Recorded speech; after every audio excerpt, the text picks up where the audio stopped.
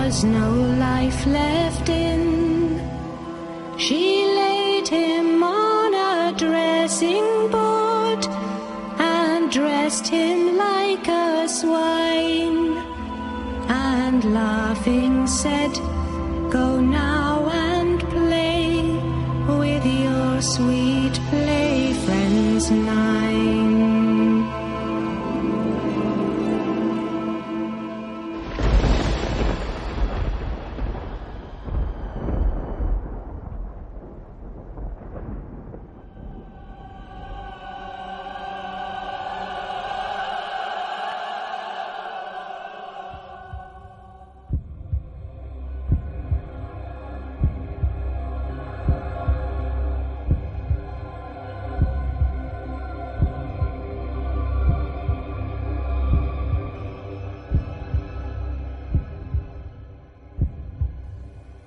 Modern science ignorantly teaches that the heart is merely a pump.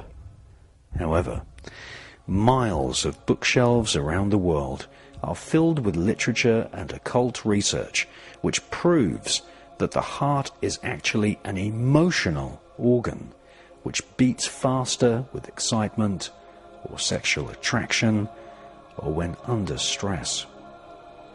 Many forms of physical exercise have been developed which enable one to counterbalance the extremes of emotion and train the heart to respond in a more balanced and safe way to emotional problems and harrowing experiences. These physical exercises are usually referred to as yoga. Aleister Crowley was a devotee of yoga, as any serious magician must be, for it brings into active fusion the important trinity of mind, body, and spirit. Gaining full command over the activity of the heart is a gateway to unlocking different forms of consciousness. To merely describe the heart as a pump ignores the important role the heart plays in allowing us to meditate and connect with the spirits in the spirit world.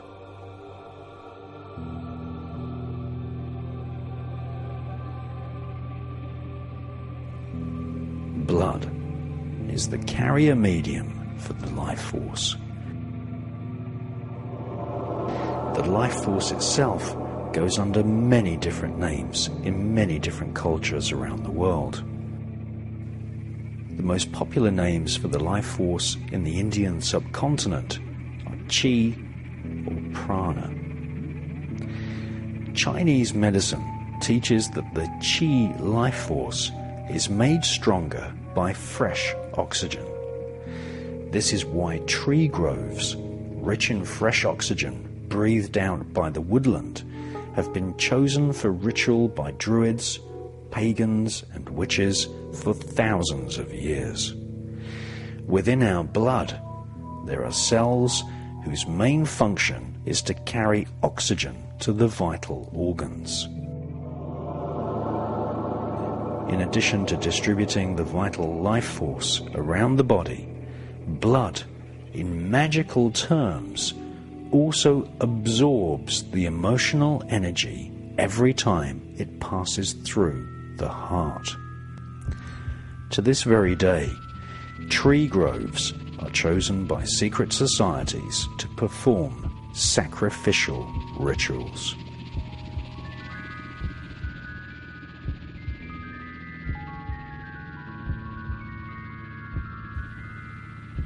At Bohemian Grove in California, initiates gather in a tree grove and witness a ceremony where the spirit of compassion or care is symbolically cremated and sacrificed to a god who takes the form of an owl.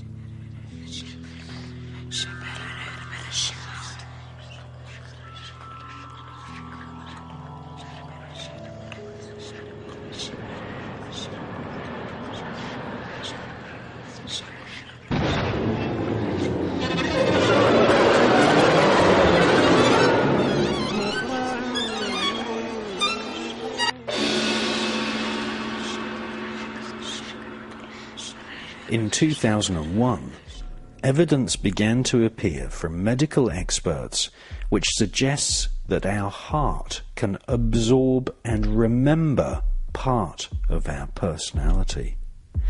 It is as though the life force pumping in our blood and the emotional states we experience leave an indelible spiritual hallmark in the heart. Nexus magazine recently published a series of articles about the phenomena known as organ memory. Several doctors and patients have testified that some personality traits of a heart donor manifest in the character of the recipient. After receiving the heart of a young woman, a male patient could sing and knit and sew in exactly the same manner as the dead donor. It was as if the woman's spirit, as well as her heart, had been transplanted into the man. This phenomena has caused several transplant surgeons to question their purely mechanical attitude towards the human heart. The heart contains elements of one's own personality, and your blood gushes through your heart at a faster rate when sexually, emotionally, and, as we shall soon see, magically excited.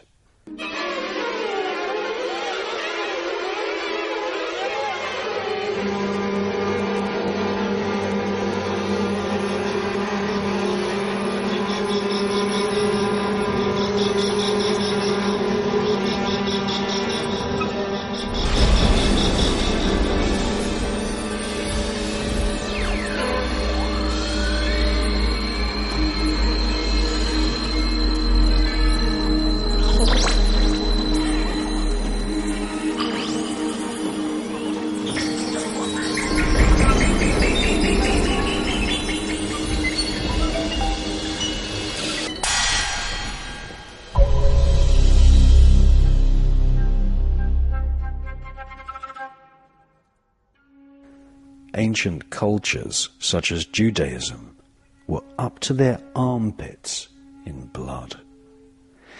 Their temples had channels cut into the stones where gallons of blood from animals, men, women, and yes, even children would flow and congeal amongst the peasants who paid a few pennies in lieu of slicing the throat of a sacrificial victim themselves.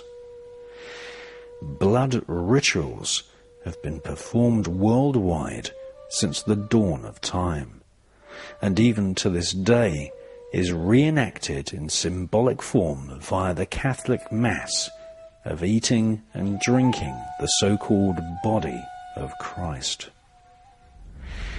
Black magicians who advocate blood sacrifice, such as Aleister Crowley, who recommended that a 9-year-old child of above average intelligence made the ideal sacrificial candidate, are well aware of the esoteric qualities of blood and the life force.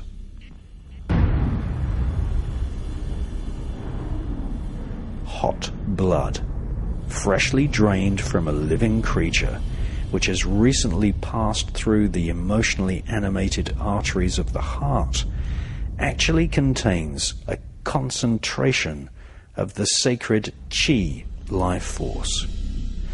According to black magicians such as Aleister Crowley and Eliphas Levi, the last beat of the heart, the last breath of the victim, carry the soul into the spirit world.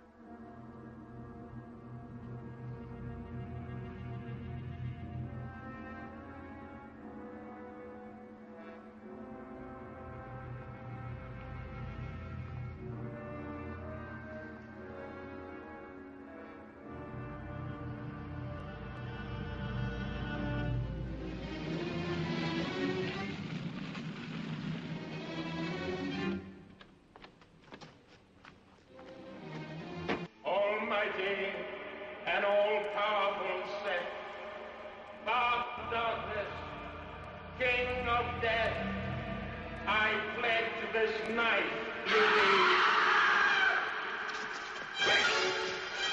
No, Richard, no! Makata!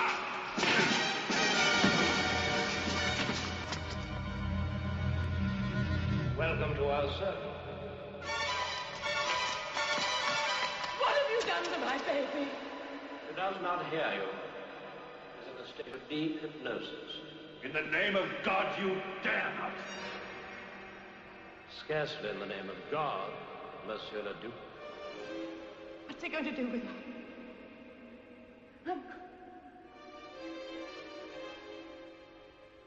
Take me instead, Makata.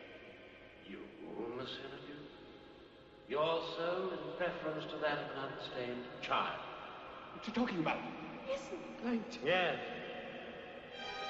The transference of soul. That of your child, or that of Tanith? No!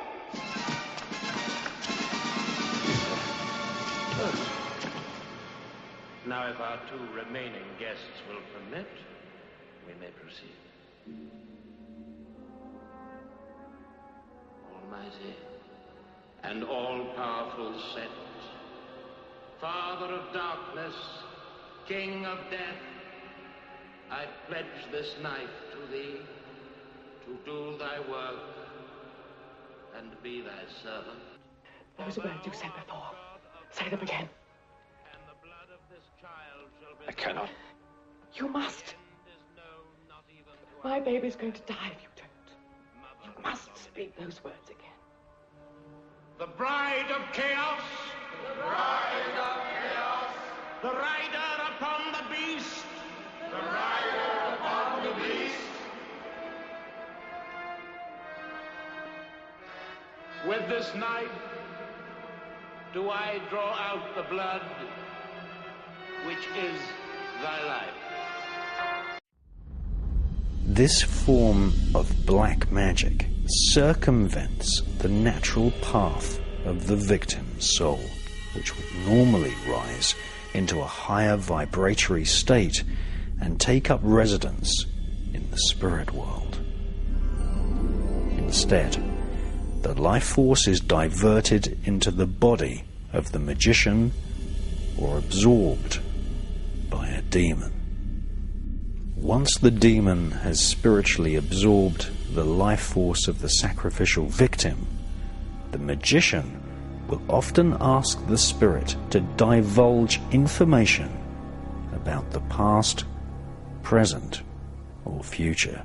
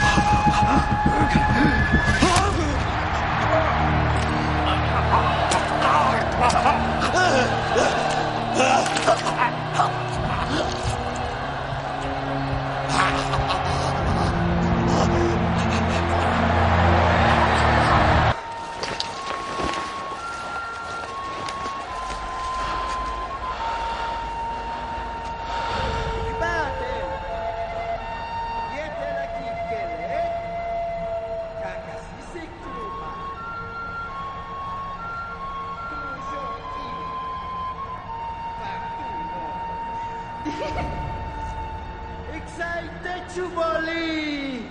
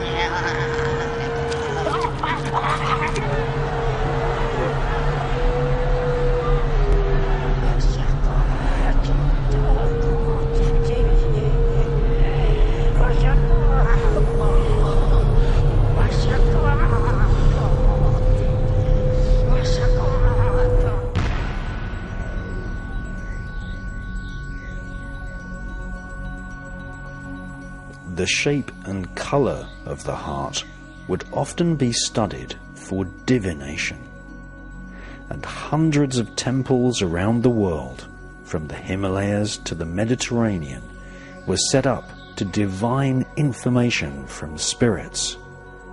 These temple sites became known as oracles. The so-called oracles were female or androgynous psychics, usually bred from birth for their clairvoyant powers. Oracles would spend most of their time floating in underground pools, engaged in permanent trance, receiving visions directly from the spirit world. In Robert Temple's fascinating book, Netherworld, he explored the underground oracles in Italy. Here, caves and stone-lined chambers were constructed, complete with an underground man-made river, which symbolically represented the gap between the physical world and the spirit world. The man-made river at the underground oracle complex of Baia, Italy, was called the River Styx.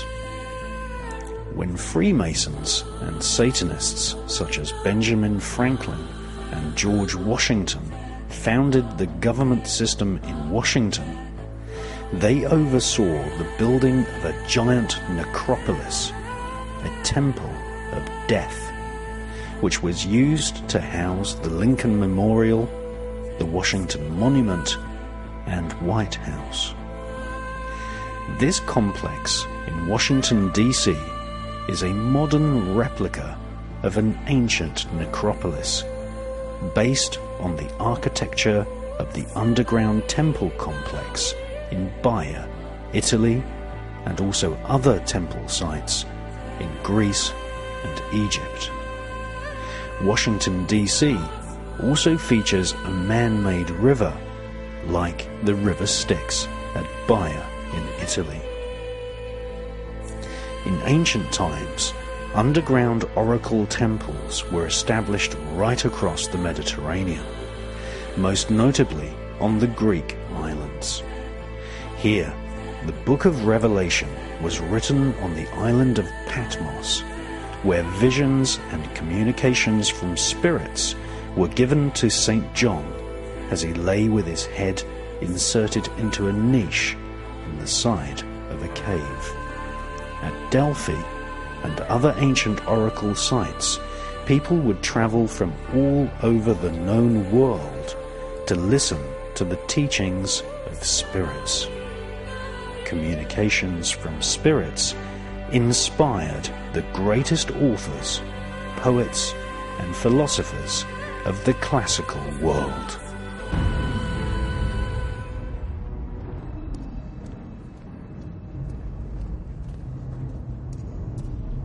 Wally.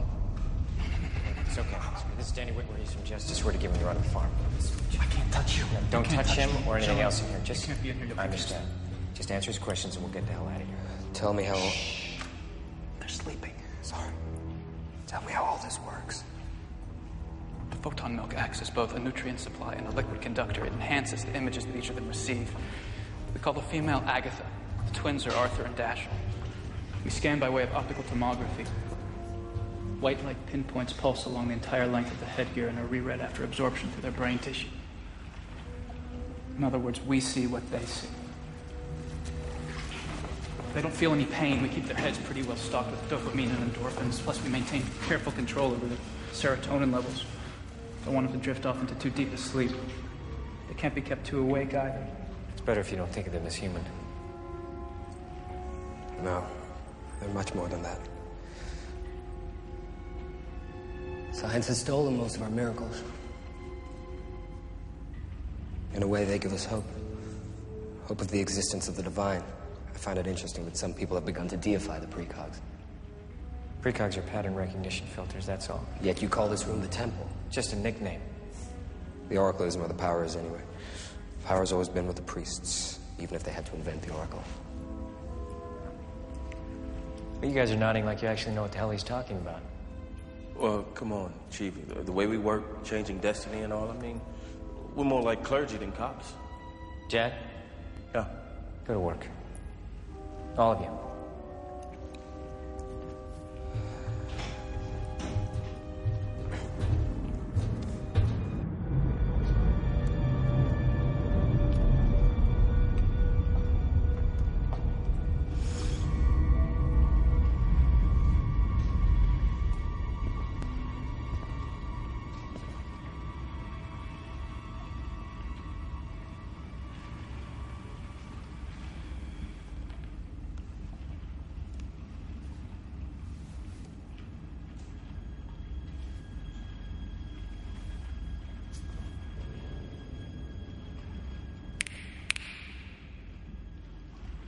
Wally.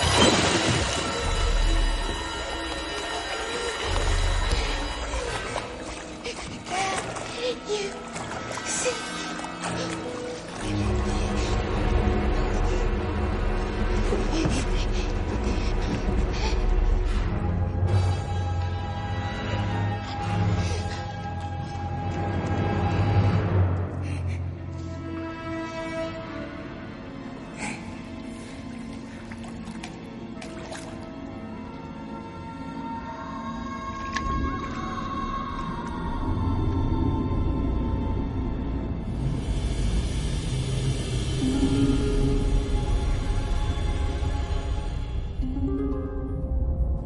Ancient Greece and Rome are the birthplaces of philosophy.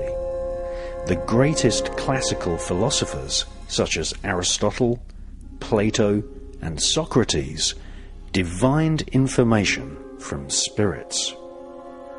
Divination was an important part of classical life and was practiced on a daily basis. Socrates was just one of thousands of intellectuals who descended into the subterranean caverns and consulted the Oracle of Delphi.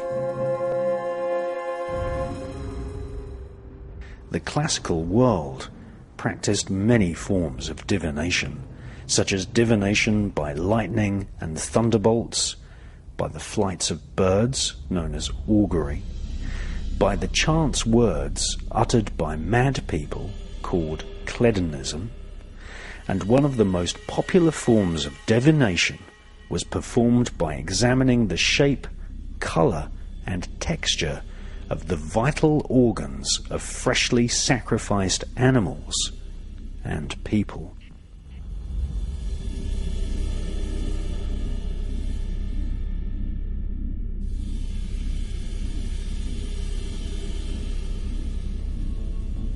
Textbooks were published that were studied by the greatest scholars, which described the prophetic meanings of dreams.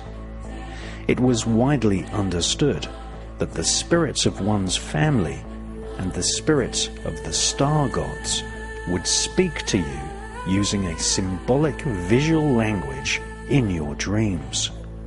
An ancient book of dream prophecies written by Artemidorus inspired many of the great works of philosophy.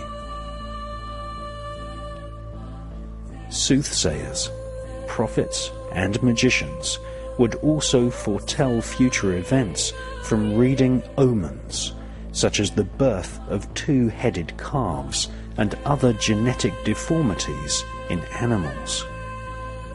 To this day, North American shamans read good and bad omens into the birth of white bull calves.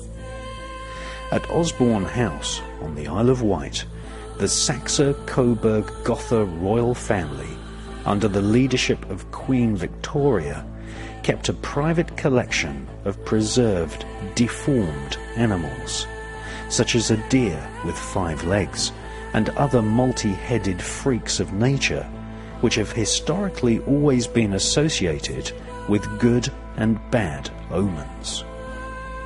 In ancient Greece, future events were prophesied by virginal maidens who would hold naked rituals in forests, invoking the spirits of animals, trees and plants, and gaze into bowls of water, reading the reflections as messages from nature spirits.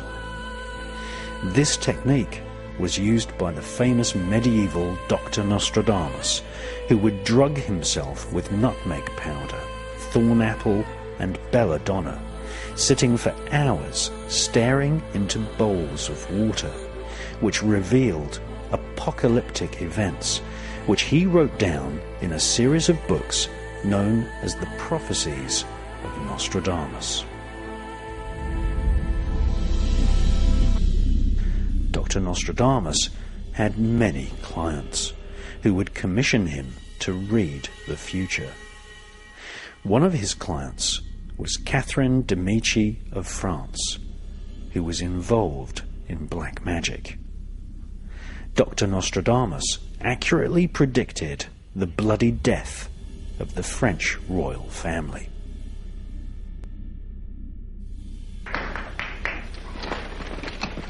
Children, this is the famous Dr. de Nostradamus, about whom I've told you so much. Monsieur, this is my eldest son, Francois, the future king of France. You are welcome, monsieur. May I introduce my wife, Mary, Queen of Scotland. I'm very honored that you should receive me.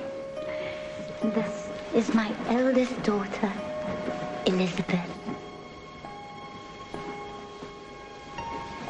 Henry. Duc d'Alençon. Charles. Claude.